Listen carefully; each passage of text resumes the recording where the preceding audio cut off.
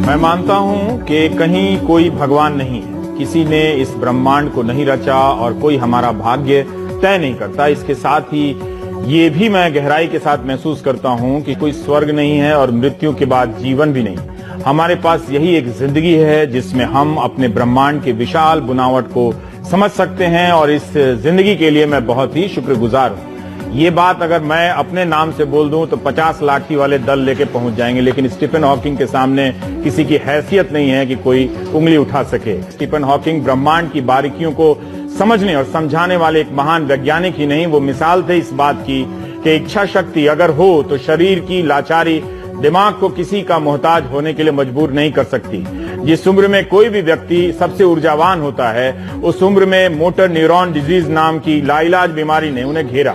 डॉक्टरों ने कहा कि वो कुछ साल ही जिंदा रहेंगे, लेकिन उन्होंने डॉक्टरों को गलत साबित किया और व्हील चेयर पर बैठे बैठे इस असीम ब्रह्मांड के राज ढूंढे और दुनिया को बताया। ब्रह्मांड की उत्पत्ति को समझाने वाली उनकी किताब a brief history of time की 1 करोड़ से ज्यादा प्रतियां बिक चुकी हैं और दुनिया की 35 भाषाओं में इसका अनुवाद हुआ है। ब्रह्मांड की उत्पत्ति से लेकर ब्लैक होल्स तक उनका काम विज्ञान की दुनिया में मील का पत्थर है, जो आने वाले कई साल तक वैज्ञानिकों को व्यस्त रखेगा। स्टीफन हॉकिंग को हम कैसे समझे, ये बताने के लिए हमारे साथ है डॉक्टर दक्ष लोहिया, जो कैम्ब्रिज में उनके छात्र रहे हैं, उनके साथ काम किए हैं। 78 से 82 तक तो उनके छात्र रहे हैं और उसके बाद भी लगातार फेलो के रूप में काम रहे हैं। दक्ष साहब, आपका स्वागत।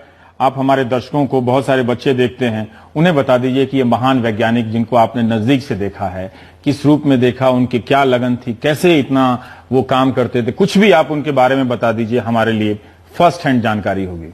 हाँ, बहुत अच्छा वातावरण था वहाँ, लेकिन जब मैं पहली बार गया कैम्ब्रिज यूनिवर्सिटी में काम करना एक अलग ही वहाँ की अपनी मुश्किलें हैं। यहाँ की यूनिवर्सिटी में तो गणेश जी की प्लास्टिक सर्जरी पढ़ाई जाती है। हाँ, वो वहाँ तो नहीं होगा। प्रधानमंत्री प्रोपेगेट करते हैं। हाँ, वो वहाँ तो नहीं चलेगा। साइंटिस्ट प्रधानमंत्री। हाँ, पर इतना विज्ञान में भरोसा, भगवान को खारिज करना, चूंकि हम हिंदुस्तान के लोकेशन में बैठे हुए तो ये कॉन्फिडेंस है कि भी हमारे इसरो के वैज्ञानिक बिना पूजा किए हुए तो स्पेस छोड़ते नहीं। देखिए, पूजा आप चाहे जितनी कर ले, एक आस्था होती है, उसके कॉज या उसका पूरा फील्ड अलग है।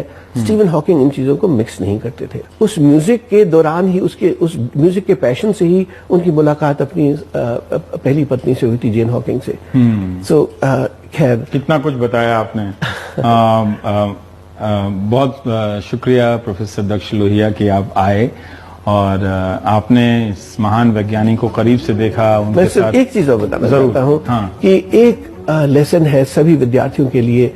और कि जब मैंने उनको देखा तो मैं अपनी जो डिसेबिलिटीज वो तो भूल ही गया, और बस ये था कि भाई एक लेसन है सबके लिए कि चाहे जितनी भी खराब सिचुएशन हो, नेवर गिव अप। लड़ते रहना है ना? तो लड़ते रहिए, कभी हार मत मानिए, जीत इंतजार कर रही है आपका।